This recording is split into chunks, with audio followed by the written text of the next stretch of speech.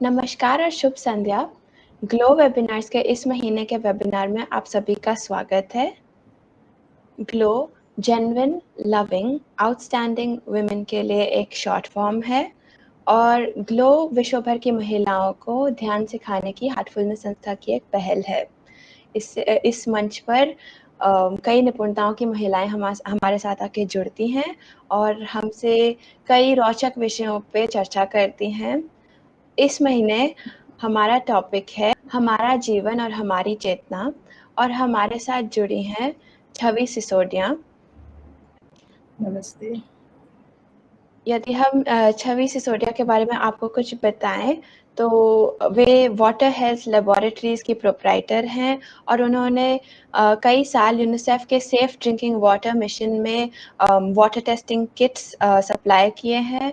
वे एक LPG distributor है। उनकी एकेडमिक क्वालिफिकेशन है MSc in organic chemistry with honours और वे कई वर्षों से हार्टफुलनेस प्रैक्टिशनर है और 20 वर्षों के ऊपर से हार्टफुलनेस मेडिटेशन ट्रेनर है। पिछले 1 वर्ष से वे LBS-NAA मसूरी में मेडिटेशन ट्रेनिंग ऑफर कर रही हैं। जो बैचेस वहाँ पे ट्रेनिंग के लिए आते हैं उनके लिए मेडिटेशन सेशंस ऑफर करती हैं और हमें बहुत खुशी है कि आप हमारे साथ आज जुड़े हैं। आपका स्वागत है। थैंक यू सारा। सबको नमस्ते। तो आज का हमारा टॉपिक बहुत ही इंटरेस्टिंग है क्योंकि पिछले ही हफ्ते वर्ल्ड मेडिटेशन डे था और ये टॉपिक मेडिटेशन से काफ़ी लिंक्ड है, बल्कि मैं कहूँगी कि मेडिटेशन पूरी तरह से कॉन्शियसनेस को अपने दायरे में एनवेलप कर लेता है और इस महीने हम इसी के बारे में चर्चा करने वाले हैं। पर मैं बात करूँगी कॉन्शियसनेस एज अ टर्म की। कॉन्शियसनेस की शुरुआत या पॉपुलैरिटी साइकोलॉजी से हुई है। साइकोलॉजी में सिगमंड फ्रॉइड ने साइको एनालिटिक टेस्टिंग शुरू की थी और उन्होंने ये टर्म्स कॉइन किए थे। कॉन्शियसनेस जो प्रेजेंट कॉन्शियसनेस है, सबकॉन्शियस है और जो अनकॉन्शियस है, और वे बहुत बात करते थे कि हमारा जो अनकॉन्शियस है वो हमारे बिहेवियर्स को बहुत इन्फ्लुएंस करता है। जैसे यदि हम एक आइसबर्ग ले लें तो सिर्फ जो टिप है वो प्रेजेंट कॉन्शियसनेस होगी और about 40% subconscious and most of it 60% जितना इज अनकॉन्शियस। और हमारा जो डेली लाइफ है, हमारा वर्तमान जीवन, वो इस अनकॉन्शियस की चंगुलों में फंसा हुआ है। तो हमने जाना है कि कॉन्शियसनेस एक बहुत ही इम्पॉर्टेंट टर्म है, पर इंडिया में भारत में जो संत है, जो सीयर्स है, स्पिरिचुअल सीकर्स है, उन्होंने कॉन्शियसनेस, चेतना, चित्त, मनस, इन टर्म्स से हमें काफ़ी पहले से फेमिलियर करके रखा हुआ है। बस ये जो अंग्रेजी में वेस्टर्न साइंसेस में वो काफ़ी हाल ही में प्रस्तुत हुआ है। तो हम आपसे जानना चाहेंगे कि जो कॉन्शियसनेस है नोन एज जो मेडिटेशन के स्फीयर में कॉन्शियसनेस है, तो ये कॉन्शियसनेस क्या है डेली लाइफ से लेके एक सुपर कॉन्शियस तक जो आप एक्सपीरियंस करते हैं, आप हमें उसके बारे में बता सकते हैं। थैंक यू सारा। चेतना एक बहुत विस्तृत टॉपिक है और इसको छोटे से समय में इसको पूरी तरह बताना शायद संभव नहीं होगा। तो इससे हम लोग शुरुआत करते हैं कि चेतना हमारे लिए क्या है। चेतना हमारे लिए एक तरह से जागरूकता है और अगर हम अपने जीवन को देखें तो हम ये जानेंगे कि हमारा जो बाहरी जीवन है, जो भौतिक जीवन है, जो हम जी रहे हैं, वो हमारी चेतना की परछाई है। हम ऐसा क्यों कह रहे हैं, हम इस पे आगे चर्चा करेंगे। जैसा सारा ने कहा कि बहुत सारे ऋषि मुनि, योगी, इनने इस पर चर्चा करी है और इसके बारे में बहुत विस्तार से लिखा है। ऋषि पतंजलि, अष्टवक्र, राजा जनक, महाभारत, रामायण, सब टाइम से चेतना के ऊपर चर्चा होती रही है। पर आज के दौर में मेरे लिए ये चेतना क्या मायने रखती है, तो हम उसको सिंप्लीफाई करके हम उसको सरलता से समझेंगे कि हमारे लिए चेतना क्या है। तो शुरुआत करते हैं कि जब बच्चा पैदा होता है तो उसको हल्के से थपथपाया जाता है और वो रोने लगता है।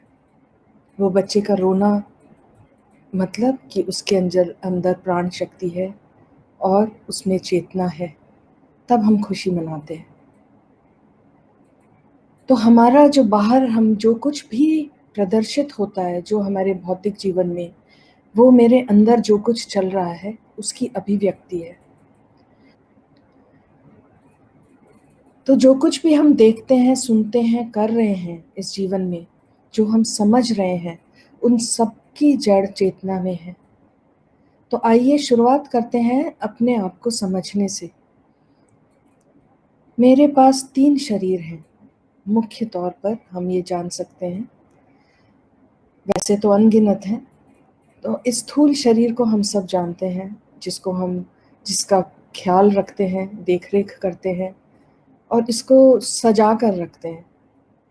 अगर आज के दौर में देखा जाए तो हमारा ध्यान अपने स्थूल शरीर पे सबसे ज़्यादा है। इसकी खुशी, इसके प्लेजर्स जिसको हम लोग कहते हैं, सुख सुविधाएं, इनके ऊपर हमारा पूरा अटेंशन है। दूसरा है, हम जानते हैं कि हमारे पास मन है, हमारे पास बुद्धि है और चेतना तो हमारे पास है ही, जिसका हम लोग ने अभी जिक्र किया था। साथ ही साथ ये स्थूल शरीर और चेतना, ये सब हमारे बेमाने हो जाती है अगर मेरे अंदर प्राण शक्ति ना हो, अगर मेरे अंदर जीवन ना हो। तो सब चीज़ का आधार मेरा जीवन है, प्राण शक्ति है, जिसको हम कई नाम से पुकारते हैं, हम कई नाम से समझते हैं, जैसे सोल, आत्मा, रूह या प्राण तत्व। तो वो हमारा आधार है और उससे ही हम बाहर की ओर विकसित होते हैं। अगर आप एक सीड को, एक बीज को खोल कर देखें, काट कर देखें, तो वहाँ पे कुछ नहीं मिलेगा। पर अगर उस बीज को आप बो देते हैं तो उससे ही वो एक विशाल पेड़ पनप जाता है। इसी तरह ज़रूरी नहीं है कि जो कुछ मुझे इन इंद्रियों के द्वारा दिखे और समझ में आए, सिर्फ वो ही असलियत है, या हम ये कहेंगे कि असलियत की परछाई है। आइए अब हम ये समझें कि ये कैसे हमारे विभिन्न शरीर हमारे अंदर काम करते हैं और कैसे जुड़े होते हैं। Slide 1 please. हमारे ये जो 3 शरीर, जो मुख्य शरीर हैं, ये दिल पर जुड़ते हैं। दिल इसका केंद्र है। तो मेरा स्थूल शरीर, मेरा सूक्ष्म शरीर और मेरा कारण शरीर, ये तीनों दिल पर मिलते हैं, इनका मिड पॉइंट दिल है। तो हम ये कह सकते हैं कि हमारे अंदर जो प्राण शक्ति है वो हमारे दिल में बसती है, और वैसे तो हमारे रोम रोम में बसती है। आप इसमें देखेंगे कि फिजिकल बॉडी या सटल बॉडी और कॉजल बॉडी, ये हम मोटे तौर पर हमारे 3 ये शरीर मुख्य माने जाते हैं। Next slide please. और हम देखेंगे कि जिसके बारे में हम चर्चा कर रहे हैं उसका दायरा हमारी आत्मा से लेकर और हमारे स्थूल शरीर तक है। तो चेतना कोई एक छोटी सी चीज़ नहीं है। चेतना हमारे लिए हमारे समस्त शरीरों को अपने में सम्मिलित की हुई है। तो आत्मा इसका आधार है। आत्मा के बाद हमारे जो सटल बॉडी, जिसको हम सूक्ष्म शरीर कहते हैं, जिसमें मन प्रधान है, और मन, बुद्धि और अहंकार, ये सब इसी चेतना पे, समझ लीजिए, अपना खेल खेलते हैं। तो हम यहाँ से शुरुआत करते हैं अपने समझने की। जैसे सारा ने मेंशन किया कि जो हमारी चेतना है, जो जागरूक चेतना है, वो सिर्फ टिप ऑफ आइसबर्ग है।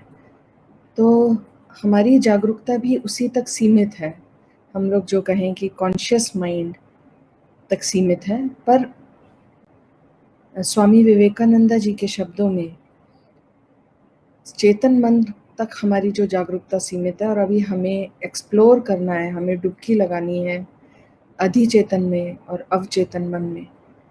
तो अवचेतन ऐसे है जैसे कि गहरा समुंदर हो, और अधिचेतन ऐसे कि जैसे पूरा खुला आकाश हो। तो हम समझें कि हमारी चेतना की जानकारी अभी सिर्फ इन दोनों विशाल समंदर और आसमान के बीच में एक पतली सी लेयर है, जिसको हम चेतन मन कह सकते हैं। पर जैसे जैसे चेतना हमारी रिफाइन होती जाएगी, परिष्कृत हो जाएगी, विस्तृत होती जाएगी, तो हम प्रैक्टिसेस के द्वारा अधिचेतन और अवचेतन दोनों तक हमारी चेतना एक्सपैंड हो जाती है और हमारी जागरूकता भी वहाँ तक बनी रह सकती है।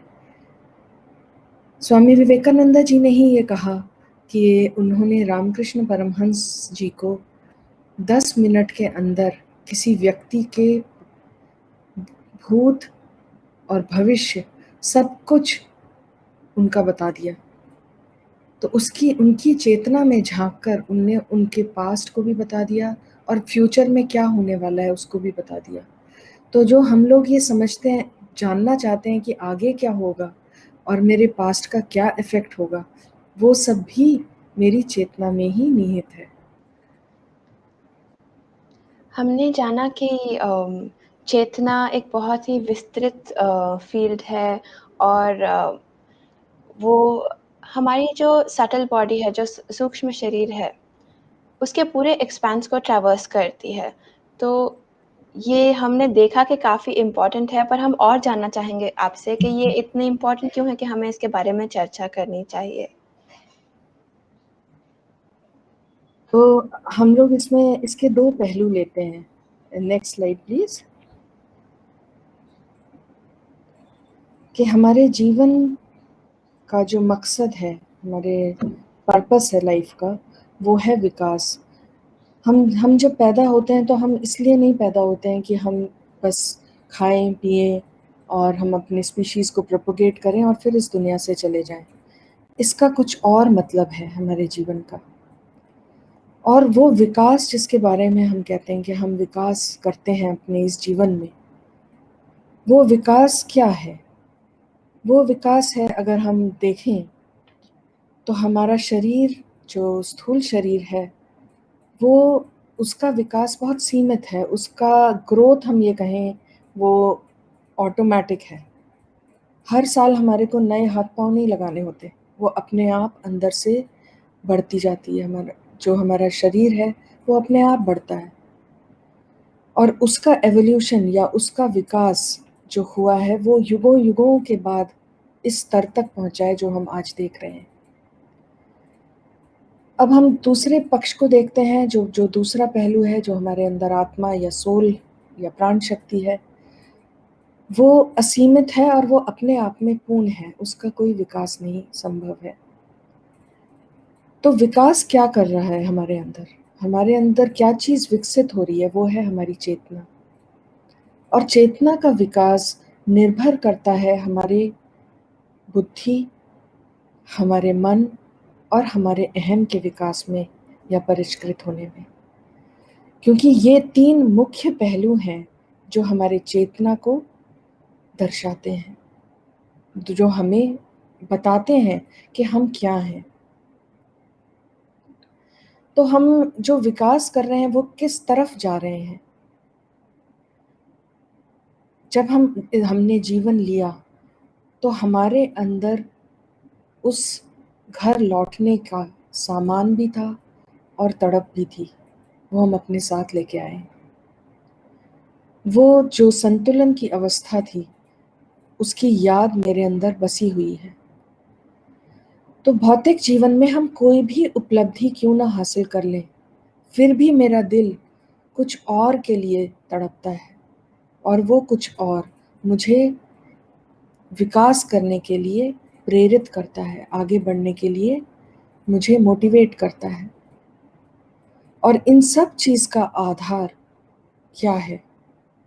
इन सब चीज़ का आधार वो प्रेम है जो हम सबसे पहले महसूस करते हैं जब हम जब हम इस धरती पर जन्म लेते हैं। उस बच्चे का सोचिए जो माँ की गोद में है और अभी-अभी उसको जीवन मिला है। जो पहला आभास या पहली भावना उसने महसूस करी है, वो प्रेम है। और वो ऐसी भावना है जो मुझे अनंत से जोड़ती है। क्योंकि जहाँ से हम आए हैं और जहाँ हम जाएंगे, वहाँ तक ले जाने का रास्ते तो अनेक हैं, पर भाव जो प्रधान है वो एक यही है। अब हम अपने जीवन को और दूसरे नज़रिए से देखें कि जो हमारा जीवन है, भौतिक जीवन में हमारे लिए रिश्ते और हमारे लिए हमारा काम, जिसको हम जो भी जॉब करते हैं, वो बहुत मायने रखता है। तो हम एक तौर पे ये कह सकते हैं कि हमारा जीवन हमारी भावनाएं और हमारी प्रेरणाओं से चलता है, इसी के इर्द गिर्द चलता है। और अब हम ये अगर हमारे को आगे के लिए कोई उम्मीद ही ना हो तो जीवन निरर्थक हो जाता है। और इन सभी रिश्तों का आधार, जिनके लिए हम सब कुछ कर गुजरते हैं, हम अपने बच्चों के लिए, माँ बाप के लिए, भाई बहनों के लिए सब कुछ करने को तैयार होते हैं, तो ये सब चीज़ का आधार प्रेम ही है। और इन सब रिश्तों में एक उम्मीद है, आगे के लिए एक उम्मीद है, अच्छे के लिए उम्मीद। हम में से कोई भी ऐसा नहीं है जो हम खुशी ना चाहता हो, शांति ना चाहता हो।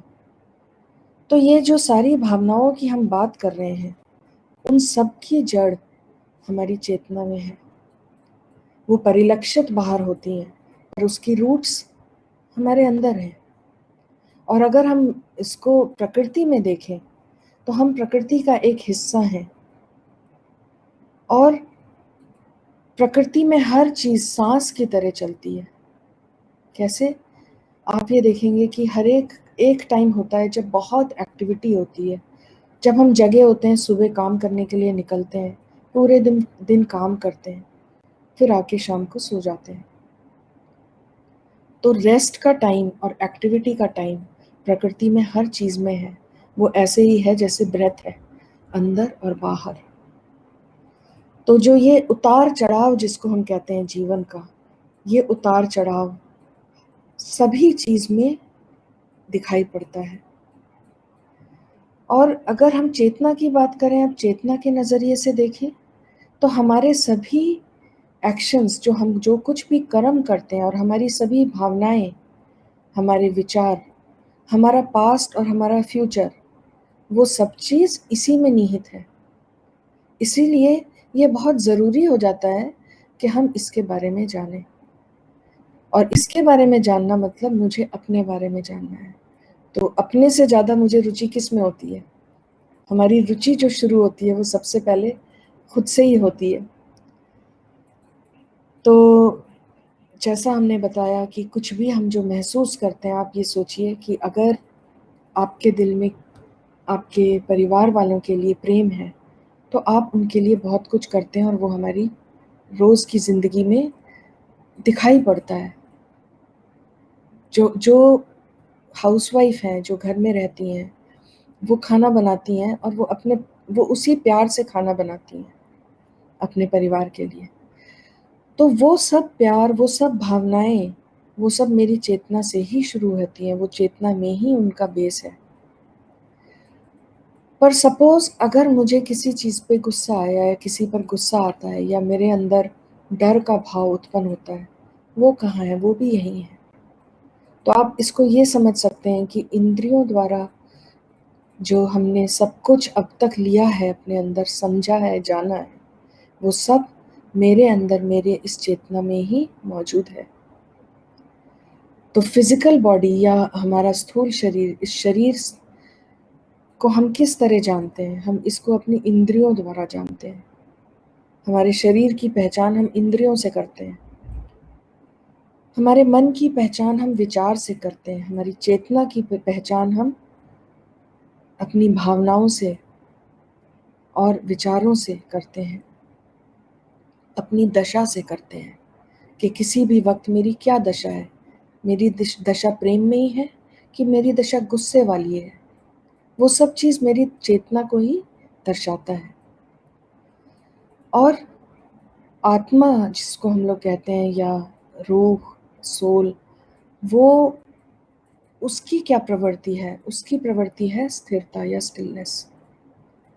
तो जब हम बात करते हैं ब्रेथ की, सांस की बात करते हैं कि बाहर निकलती है और अंदर जाती है, इसी तरह हम बाहर काम करने जाते हैं, वापस घर आते हैं। तो चेतना वो घर है जिसमें हम रहते हैं। कैसे? कि जब पूरे दिन मेरा शरीर काम करके थक जाता है तो हम शरीर को सुला देते हैं, तो हम कहाँ होते हैं? तो हम अपनी चेतना में ही होते हैं। और चेतना की क्या स्थिति है ये सोते हुए भी पता चल जाती है। कैसे? कभी कभी मुझे नींद की दशा होती है पर मुझे नींद नहीं आती, मेरा मन इतना चल रहा होता है। कभी कभी मैं सोती हूँ तो मुझे सपने आते हैं, तब भी मेरी चेतना की कोई दशा होती है। और कभी कभी हम जब सोते हैं तो हम इतनी गहरी नींद में सोते हैं कि हमें कुछ पता नहीं होता, हम बेसुध होते हैं। तो इसलिए हम ये कह सकते हैं कि हमारी सोने में भी हमारी चेतना की दशा दिखती है, पता चलती है। मतलब कि मैंने क्या क्या चीज़ अपने अंदर इकट्ठा किया है, वो चीज़ रात भर भी चलती है। तो अगर हमारे को पूरी रात नींद ना आए तो हम अगले दिन कैसे होंगे? तो मेरी चेतना की क्या हालत होगी? हम अगले दिन बाहर जाके काम करने लायक नहीं होते। लगातार आप अगर 3-4 दिन ना सोएं तो हमारी क्या हालत होती है? इसीलिए ये बहुत ज़रूरी है कि हम कितना भी काम करें पर फिर वापस अपने घर, अपनी चेतना को अपने अंदर समेट कर और उसको अपने घर, आत्मा की तरफ ले जाएं। तो जैसे मेरी चेतना का घर आत्मा है, मेरा घर मेरी चेतना है, और भौतिक शरीर का घर हम लोग ने ईंट पत्थरों से बनाया है। कितना भी हमको बाहर घूमना पसंद क्यों ना हो, फिर भी हम घर वापस आना चाहते हैं। तो इसको इस तरह से समझेंगे तो बहुत आसान होगा।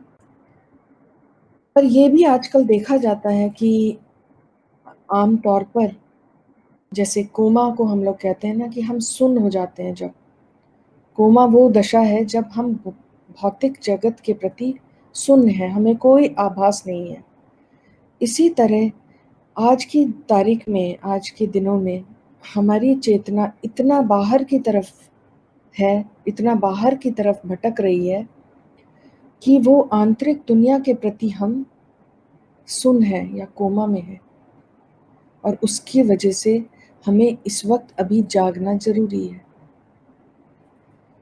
अगर हम वापस अपने घर नहीं लौटेंगे या मेरी चेतना सिर्फ बाहर ही भटकती रहेगी तो हम क्या काम कर सकेंगे, और हमारे रिश्ते और हमारा करियर कहाँ जाएगा? तो इसलिए जो रेस्ट का पीरियड है, आराम का पीरियड है, वो मुझे अपने आप में अपने को समेटना ही है, और उसके लिए मुझे चेतना के बारे में जानना ज़रूरी है। और आप जैसा स्लाइड में देख सकते हैं कि जो चेतना है इसका दायरा इतना बड़ा है, और अगर हम चेतना के ऊपर काम करें, चेतना को विकसित करें, तो मेरा मन भी स्थिर है, मैं खुश हूँ, मेरी बुद्धि भी अपनी चरम सीमा पर है, जिसको हम कहते हैं कि हमारे दिल से गाइड होते हैं हम जब, और हमारी बुद्धि परिष्कृत होके एक विजडम, जिसको हम कहते हैं विजडम, बन जाती है, या हमारे में गहरी समझ विकसित हो जाती है। तो हम उस स्टेट में रहना चाहते हैं, हम उस दशा में रहना चाहते हैं। और अहम को हम अगर देखें तो जब तक हमारा अहम परिष्कृत नहीं होता, हमारी चेतना का विकास संभव नहीं है। और हम अगर ये देखें कि जब हम कभी बहुत दुखी हो जाते हैं, जब हम बाहरी जगत से बहुत परेशान हो जाते हैं, तब भी हम अंदर लौटते हैं और अपने आप को हील करते हैं। वो ही टाइम होता है जब हम हील हो रहे होते हैं, जिसको हम कहते हैं स्व में स्थित, मतलब स्वस्थ। तो हम जब अपने आप में स्थित हो जाते हैं, स्थिर हो जाते हैं, तभी वहाँ से वो एनर्जी, वो विकास संभव हो पाता है, जिससे हम बाहर अपना कार्य चालू रख सकते हैं।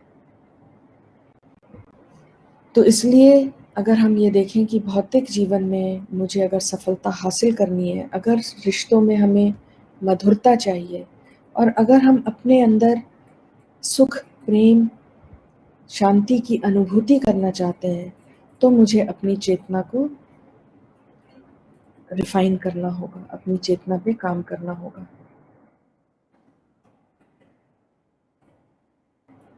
आगे बढ़ते हैं। सारा, ओवर टू यू।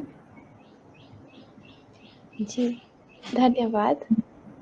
आपने इतने अच्छे से पूरी चेतना में जर्नी करवा दी, उसके दर्शन करवा दिए। बहुत ही मज़ा आया ये उत्तर सुन के। आपने शुरुआत की थी हमारे पर्पस के बारे में बात करके। हर इंसान का अपनी लाइफ में पर्पस होता है और वो हमें ढूँढना चाहिए। वो सिर्फ़ बेसल इंस्टिंक्ट्स नहीं है, हमें उसके ऊपर उठ के ढूँढना चाहिए। और हमारी चेतना हमें किस दिशा में ले जाती है, हमें उसे फ़ॉलो करना चाहिए, क्योंकि अंत में वो हमें अपने घर ही लेके आएगी, जो हमारी रूह है उसकी तरफ हमें बढ़ाएगी। और अंत में हमारी चेतना ही हमारा घर बन जाएगी, क्योंकि वो उसका विस्तार इस प्रकार से होता है कि वो आसमान की ऊँचाई को भी छू जाता है और समुद्र की गहराई को भी छू जाता है। तो आपने बहुत ही बढ़िया तरीके से ये समझाया। और हम आपसे ये जानना चाहेंगे कि आपने हमें कारण शरीर के बारे में बताया, स्थूल शरीर के बारे में बताया, सूक्ष्म शरीर के बारे में बताया। तो इसमें इवॉल्व क्या होता है? बढ़ोतरी किस चीज़ की होती है? और जब हम बढ़ रहे होते हैं, तो हमें कैसे पता चलता है कि हम आगे बढ़ रहे हैं, ना कि हम एक जगह पे स्थित हैं या पीछे जा रहे हैं? क्योंकि कभी-कभी हम एक व्हर्लपूल में खो जाते हैं और हमें पता नहीं चलता है कि हमारे साथ हो क्या रहा है। तो यदि आप उस पे थोड़ा प्रकाश डालें तो।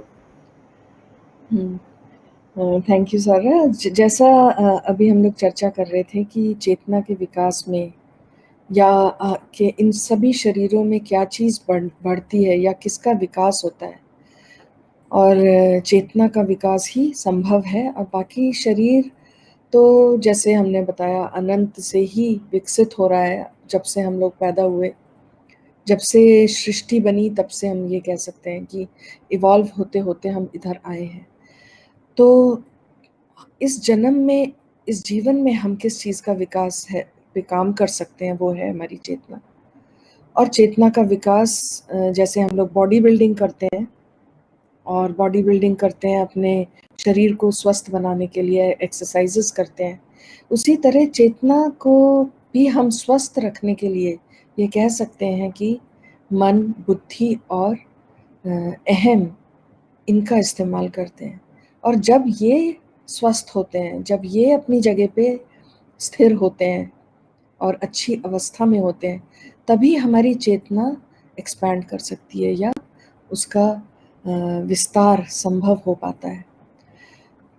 तो अगर एक-एक पहलू को लेकर चलें, तो हमारा मन विकसित होता है। और हम शुरुआत तो विचार से करते हैं, पर जब मन का विकास होता है, तो वो इसी पर्दे पर, चेतना के पर्दे पर ही विस्तृत होता जाता है, और मन अनुभव करने लगता है, फ़ील करने लगता है।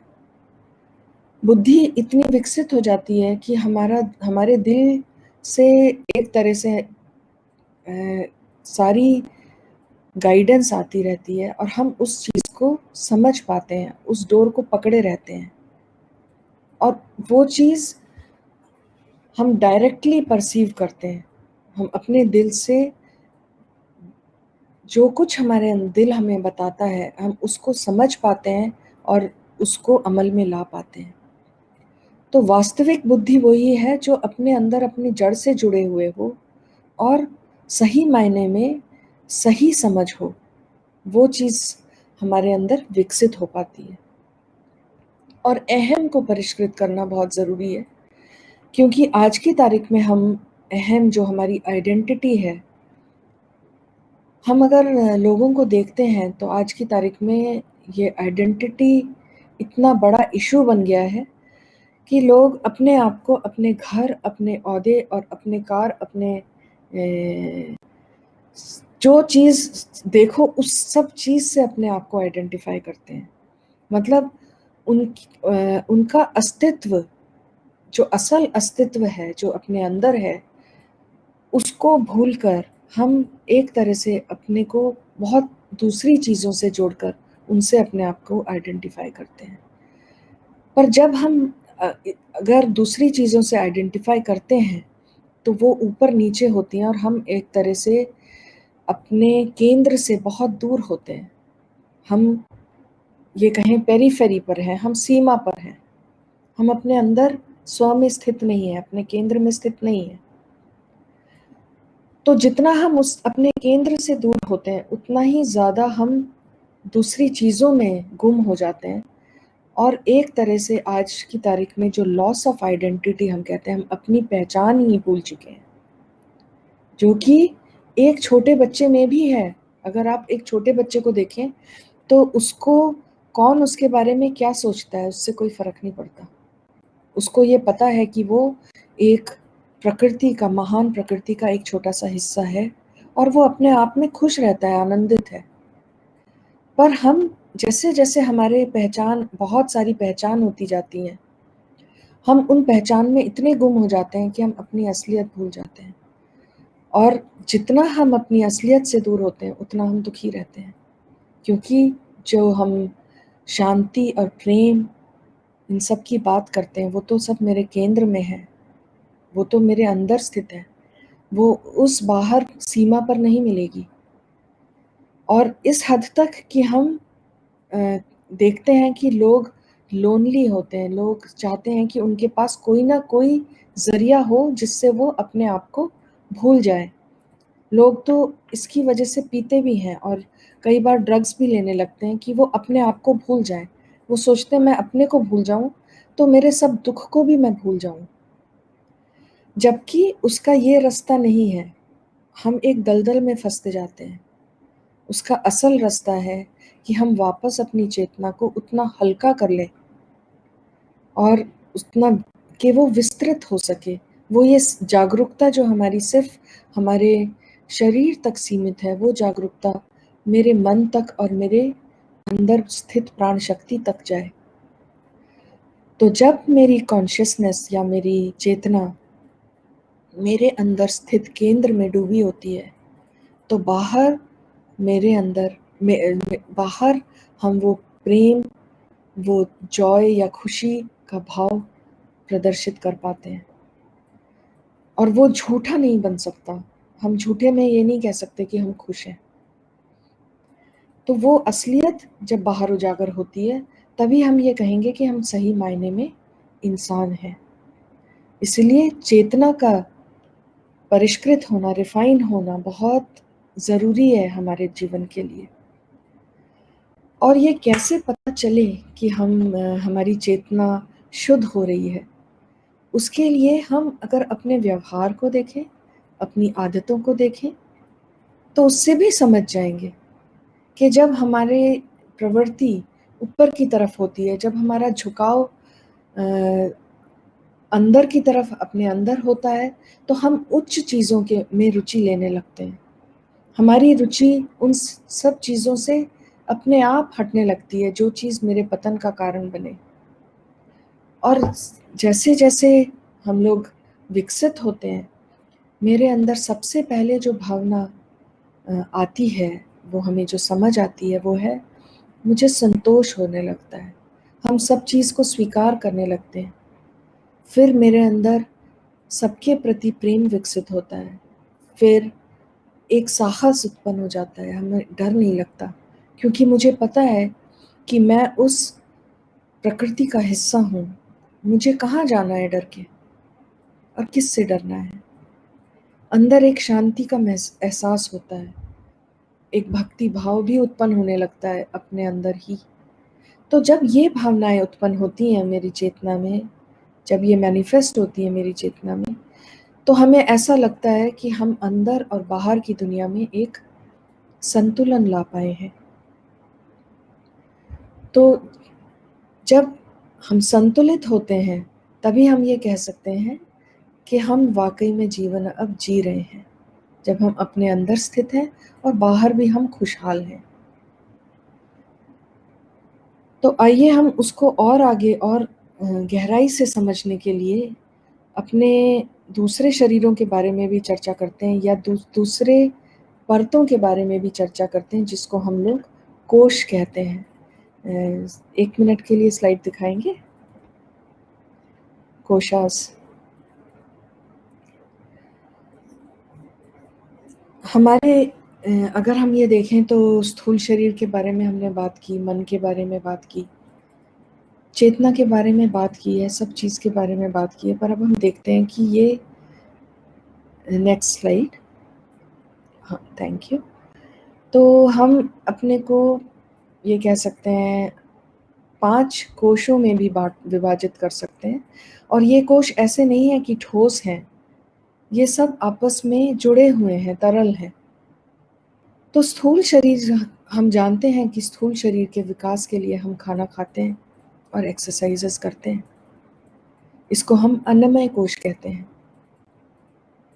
अब जब हम इसके अंदर की ओर बढ़ते हैं तो हम जानते हैं कि हमारे पास अगला जो कोश है, एनर्जी है हमारे अंदर, एनर्जी बॉडी जिसको हम कहते हैं, प्राणमय कोश। तो जब भी हमारे स्थूल शरीर में या अन्नमय कोश में कभी कोई बीमारी होती है, वो पहले प्राणमय कोश में ही दिखाई पड़ती है, और वहाँ पे ही इसको हम लोग साफ भी कर सकते हैं ताकि वो हमारे भौतिक जीवन में हम बीमार होके दुखी ना हो। तो प्राणमय कोश हमारे लिए एक तरह से एनर्जेटिक बॉडी है, या एनर्जी सिस्टम है हमारा, और ये सिर्फ हमारे शरीर के अंदर तक सीमित नहीं है, ये शरीर के बाहर भी ऑरा के रूप में हमें दिखाई देता है।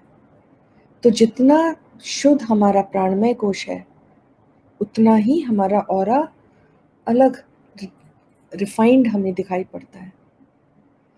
फिर हम लोग अंदर जाते हैं तो हमें पता है कि मेरे पास मन है, तो मनमय कोश, जिसमें जो सभी इंद्रियों द्वारा जो कुछ भी हम लेते हैं वो सब चीज़ उसमें जाती हैं। हमारा मन समझता है, सोचता है, सारे आइडियाज, सारी उम्मीद, सब कुछ इस कोश से चलते हैं, और ये इसका विकास ही हमारे जीवन, ये हम कहें हमारे जीवन के मकसद को पूरा करने में हमें मदद करता है। क्योंकि मनोमय कोश या माइंड या मनस जिसको हम कहते हैं, वो ही मेरे लिए दिव्य बनने का या इस जीवन मरण के चक्र से ऊपर उठने का साधन है। और अंदर जाते हैं तो हम विज्ञानमय कोश, विज्ञान में हमारी बुद्धि से जुड़ा है, जिससे हमारा बुद्धि का विकास होता है।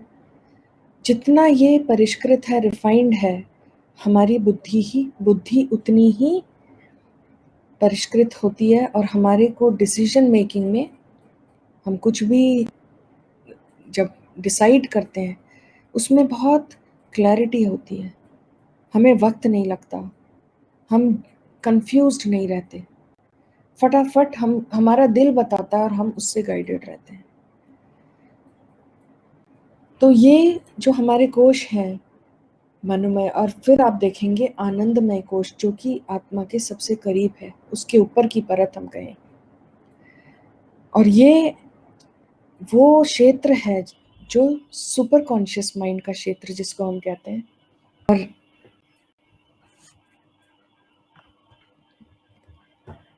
यहाँ पे हम इतने परिष्कृत हो जाते हैं कि हम बाकी कोश का जो प्रभाव है वो यहाँ तक आते आते जैसे समाप्त हो जाता है, और हम उस आनंद की दशा में रहते हैं। और बाकी कोश हमारे जितने रिफाइंड होते हैं, जितने शुद्ध होते हैं, उतना ही हमारे जीवन में सुख और शांति और खुशी दिखती है। मतलब कि अगर ऊपर की परतें दूषित हैं तो हमारे अंदर जो ये शांति और हमारे अंदर जो ये सुख है, जो जॉय है, आनंद है, ये बाहर नहीं पता चलता। तो जिस आनंद की और सुख की और शांति की खोज हम सारे बाहर कर रहे हैं, वास्तव में वो यहाँ स्थित है। आपने काफ़ी बोला हमारी सिर्फ़ आपने हमें सूक्ष्म शरीर, स्थूल शरीर और कारण शरीर के दर्शन नहीं करवाए, आपने काफ़ी कोश से भी उन्हें जोड़ा, वो हमें बहुत अच्छा लगा। और क्योंकि कोश से समझ आता है कि वो हमारी डेली लाइफ़ से कैसे इंटरैक्ट करता है, तो उसके लिए धन्यवाद। और जब चेतना का विस्तार होता है, जब चेतना की बढ़ोतरी होती है, जब रिफ़ाइनमेंट होती है, तो एक तो कौन से तरीके हैं कि ऐसा हम कर सकते हैं, जो हम सबके लिए कुछ टूल्स जो अवेलेबल है, और जब चेतना का विस्तार होता है तो वो हमारी जो सराउंडिंग्स है, हमारे फ्रेंड्स, फैमिली, सोसाइटी, उस पे क्या असर लाता है? हाँ, ये बहुत ज़रूरी और विषय है, इम्पोर्टेंट क्वेश्चन है कि जब चेतना का विस्तार इतना ज़रूरी है, चेतना के बारे में जानना इतना ज़रूरी है, तो इसके लिए कुछ तरीका भी होगा जिससे हम इसको विस्तृत कर सकें और जिससे हम इसके ऊपर कार्य कर सकें। तो अगर हम ये कहें कि चेतना को रिफाइन करने का जो स्वाभाविक या नेचुरल तरीका है, वो है भोग के द्वारा। तो हमारे जीवन में जो कुछ भी होता है, सुख और दुख जो घटित होते हैं हमारे जीवन में, जो हम महसूस करते हैं, वो वास्तव में हमारी चेतना को रिफाइन करते हैं। तो हम ये कहें कि जो हमारे पास्ट का लेखा-जोखा है या रिकॉर्डिंग है, वो एक तरह से हमारे जीवन में प्ले हो रही है। वो एक जो हमने रिकॉर्ड किया था, वो अब चल रहा है। हमारे जीवन में जो दृश्य आ रहे हैं, जो घटनाएँ घटित हो रही हैं, वो सब उसी पे निर्भर है। तो ये तो हुआ जो स्वाभाविक तरीका है या अपने आप होता है ये हमारे जीवन में। पर क्या हम ये दुःख भोगना चाहते हैं? और क्या हमें ये पता है कि ये दुःख भोगने के साथ-साथ जब हम बहुत रोते हैं, जब हम बहुत दुखी होते हैं और दुःख को पकड़ के रखते हैं, जैसे हमें कोई बीमारी होती है या हमें कोई दुःख होता है, तो हमारा विचार ज़्यादातर उसी पे टिका रहता है। तब हम शायद अपने आप अंदर जाना या अपने स्व में स्थित होना भी भूल जाते हैं। हम ज़्यादातर उस नकारात्मक चीज़ के बारे में जो हमारे जीवन में घटित होती है या हमारी बीमारी के बारे में लगातार सोचते रहते हैं। और भोग के साथ-साथ हम सोचना जब जारी रखते हैं, तो हम वापस उसको अपनी चेतना में बढ़ाते जाते हैं। क्योंकि ये समझना बहुत ज़रूरी है कि जहाँ मेरा मन जाता है, वहाँ मेरी सारी शक्ति जाती है। तो हम अपने मन को जिस चीज़ पर टिकाते हैं, वो चीज़ ही हमारे जीवन में बढ़ती जाती है। तो क्या हम अपने जीवन में बीमारी और दुःख बढ़ाना चाहते हैं? कि भोग के दौरान हम लोग कराहते हैं, हम दुखी होते हैं, वो स्वाभाविक है। जब दर्द होगा तो हम दुखी होंगे ही। पर क्या ऐसा कोई तरीका है जिससे हम इस दर्द को कम कर सकें? तो इधर रोल है हार्टफुलनेस मेडिटेशन प्रैक्टिसेस का, जिससे हम आपको अवगत कराएँगे, जिसका हम लोग आपको प्रैक्टिस भी कराएँगे इस सेशन में। हार्टफुलनेस जो ऑफ़र करते हैं, वो हैं ध्यान, सफाई और अपने अंदर जुड़ने का एक तरीका, वो भी हम लोग सिखाते हैं। और इसमें सबसे अच्छी बात है कि 10, 15, 20 मिनट में ही जब हम साफ़ करते हैं, तो हमारे अंदर जो चेतना पे हमने इकट्ठा किया है, जो भार है, वो सब निकल जाता है और हमें उसका भोग भौतिक रूप में नहीं करना पड़ता, बहुत कम करना पड़ता है। तो ये जागरूकता जब आ जाती है तो हम वाक़ई समझने भी लगते हैं और इसको प्रैक्टिस भी करने लगते हैं। और इसी के साथ जब मुझे ये भी भान होता है कि जिस पे हम अपना मन टिकाते हैं वो चीज़ बढ़ती है, तो मेरे अंदर बढ़ाने लायक क्या चीज़ है? ऐसी क्या चीज़ है जो हम अपने जीवन में, अपने आस-पास फैलाना चाहते हैं? तो हम अपने जीवन में दुःख तो नहीं चाहते, हम अपने जीवन में ये चाहते हैं सुख हो, शांति हो, आनंद हो। और वो है जहाँ मेरे आनंदमय कोश में।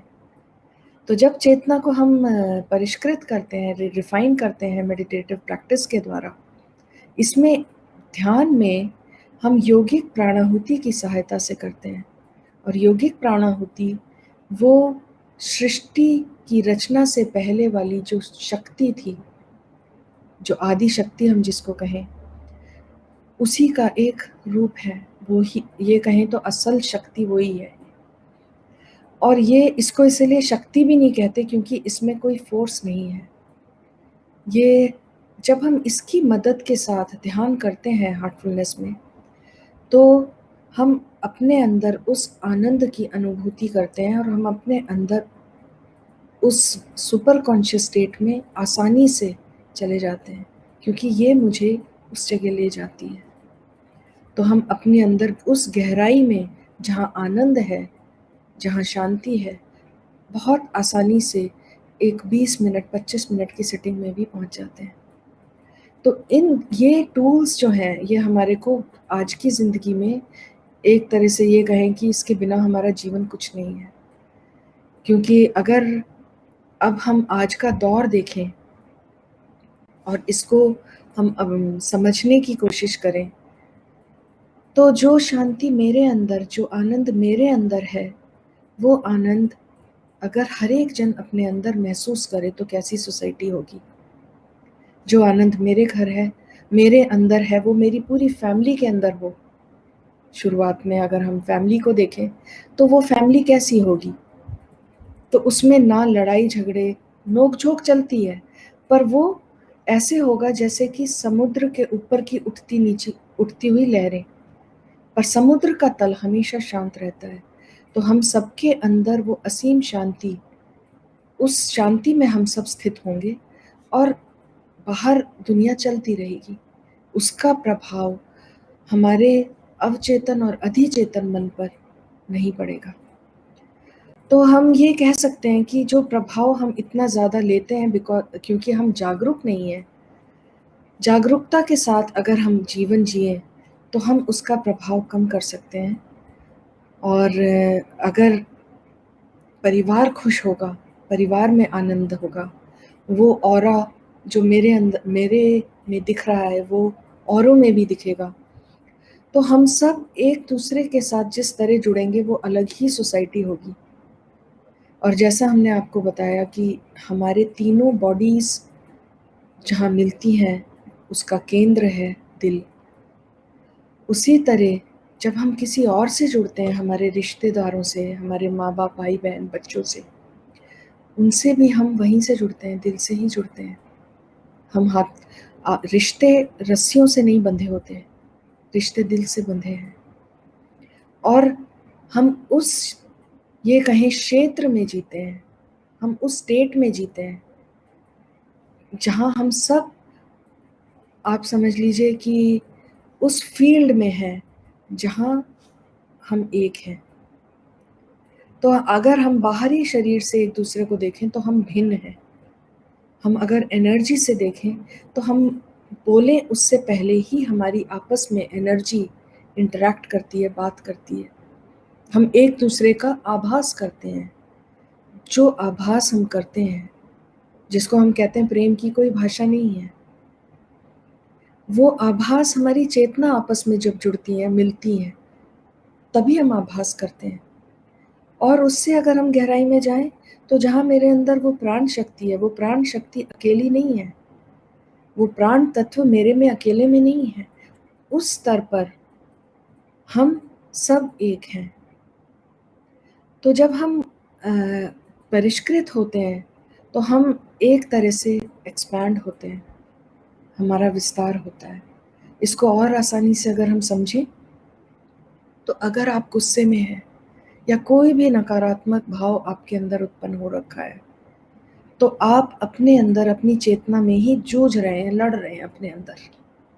गुस्सा चाहे हम किसी और पे उतार रहे हैं पर हम अपने अंदर भी शांत नहीं है, तो ऐसी चेतना सिकुड़ जाती है। आप ये देखेंगे कि आपको उस वक्त आपके पास कौन बैठा है उसका भी ख्याल नहीं है, आप अपने अंदर ही घुट रहे हैं। और दूसरी ओर अगर आप बहुत आनंद में और प्रेम के भाव में हैं, अगर वो ही भाव आपकी पूरी चेतना में फैला है तो आप देखेंगे कि आपकी चेतना विस्तृत होती है। आपका आनंद और आपकी शांति आप में नहीं समाती, वो बिखरती है पूरे में और वो सब तक फैल जाती है। जब आप आनंदित होते हैं तो हम लोग ये कहते हैं कंटेजियस है, और आपका परिवार भी आनंदित होता है और फिर जिससे आप जुड़ते हैं वो भी शांत और आनंदित हो जाता है। क्यों? क्योंकि आप आनंद के क्षेत्र में हैं, इसलिए नहीं कि आपको आइसक्रीम मिली है।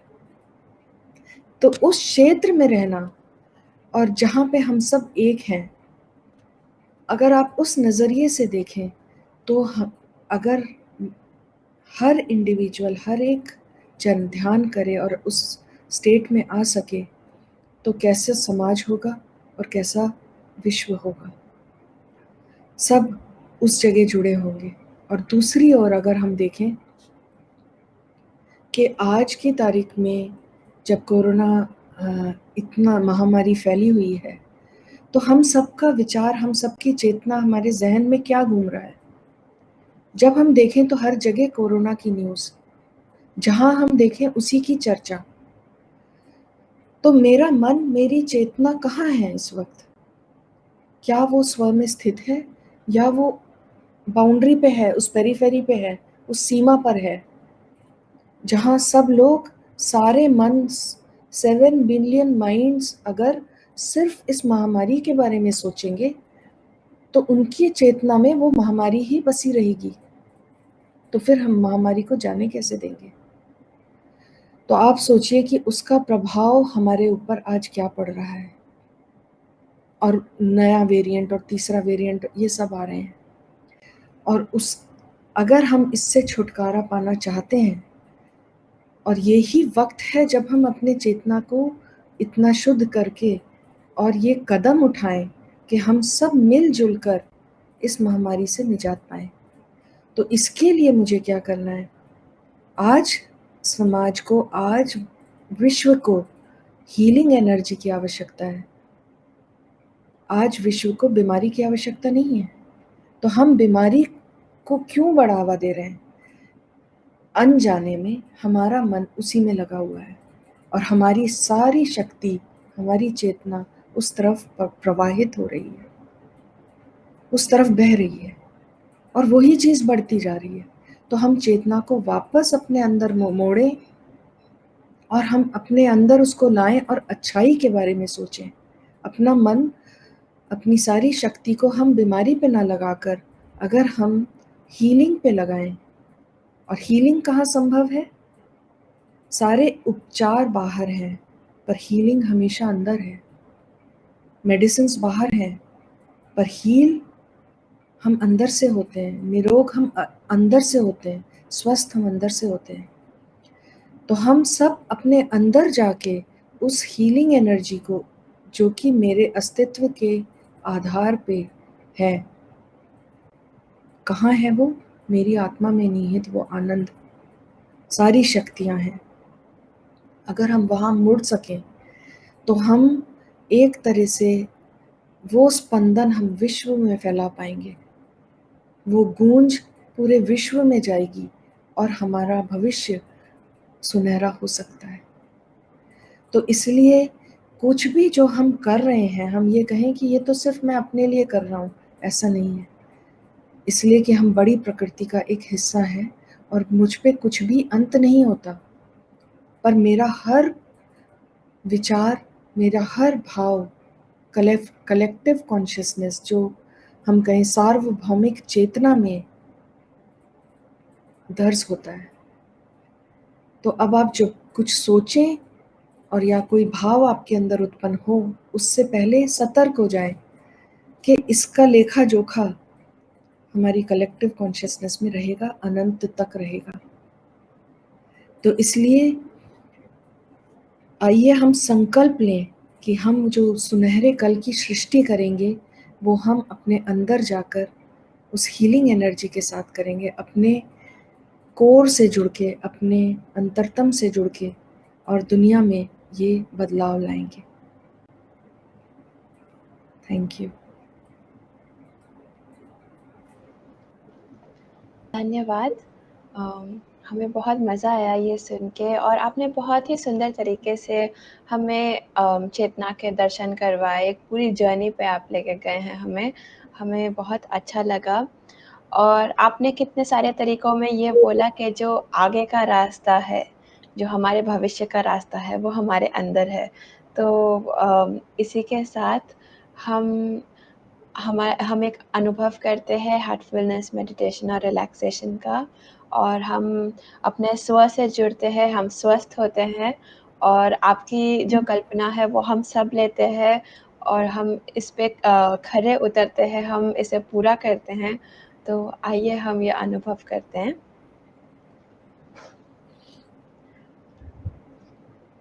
आइए हम अपनी आंखें बंद करते हैं। आराम से बैठ जाइए। अपना ध्यान अपने पैरों की उंगलियों की ओर ले जाएं। उन्हें थोड़ा हिलाएं।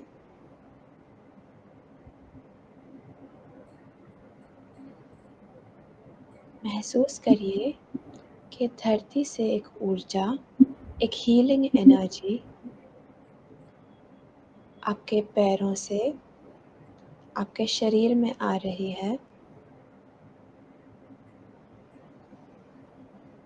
और आपके पैरों की हील्स, एंकल्स, एड़ी को रिलैक्स कर रही है।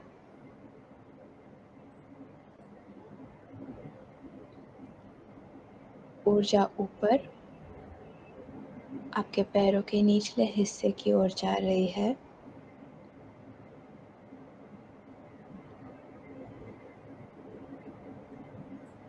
महसूस करिए कि आपकी काफ मसल्स को गहरा आराम मिल रहा है। ऊर्जा ऊपर बढ़ते हुए आपके घुटनों को, आपकी जांघ को रिलैक्स कर रही है। ऊपर से लेकर नीचे तक आपके पैर पूरी तरह से रिलैक्स्ड हैं।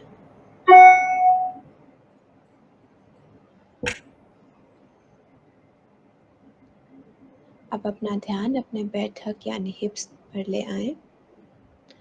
अपने हिप्स को रिलैक्स करिए। ऊर्जा ऊपर बढ़ रही है, आपके पेट की ओर जा रही है। अपने पेट की मांसपेशियों को आराम दीजिए।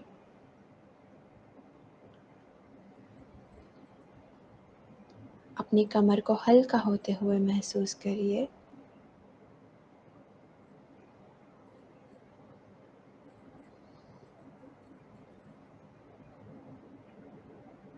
एक गहरी सांस लेके उसे छोड़िए, और अपनी छाती को आराम दीजिए।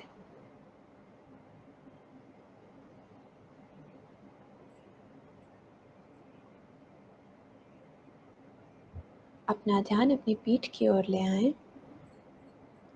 आपकी पीठ का निचला हिस्सा, ऊपर का हिस्सा, और पूरी रीढ़ की हड्डी को गहरा आराम मिल रहा है।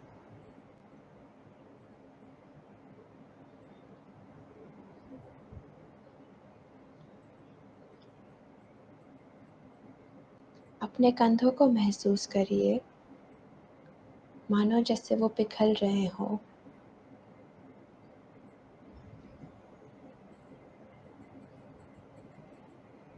ऊर्जा आपके हाथ में जा रही है,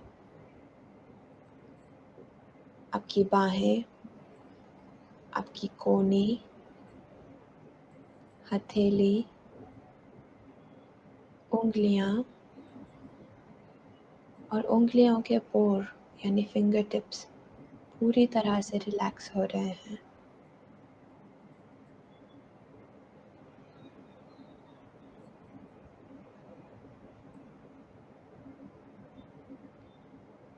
अपने ध्यान को अपने गले की ओर ले आएं। यदि आपके गले में कोई भी टेंशन है, कोई भी स्ट्रेस है, स्ट्रेन है, उसे जाने दीजिए। आपका गला तनाव मुक्त है और ऊर्जा आपके चेहरे की ओर बढ़ रही है।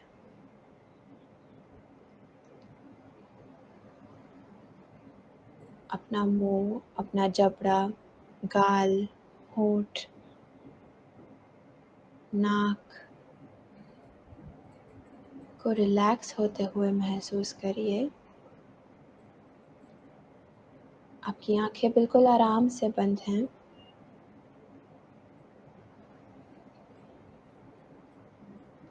अपने सिर के शिखर को रिलैक्स कीजिए।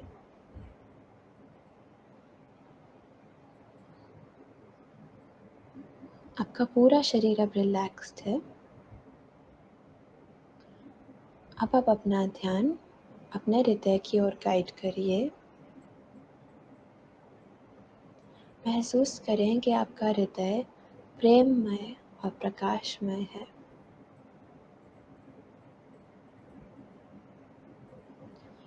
और ये प्रेम और प्रकाश आपके पूरे शरीर में फैल रहा है। आप इसमें सम्मिलित हैं।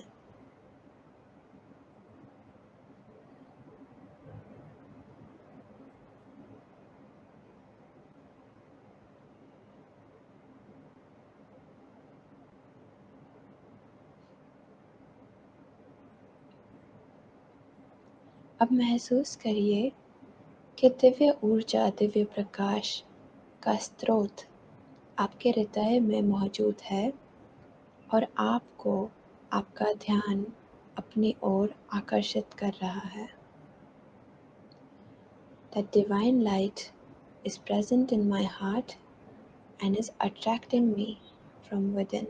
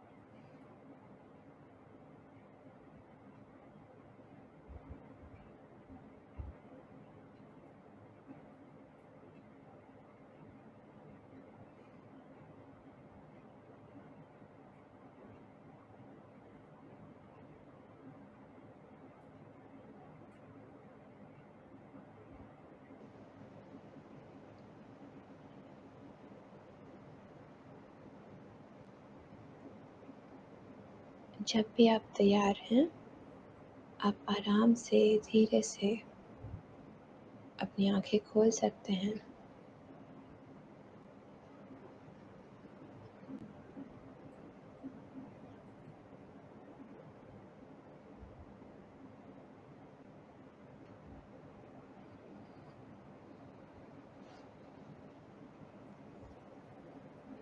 हमें उम्मीद है सभी दर्शकों को ये ध्यान का अनुभव पसंद आया होगा।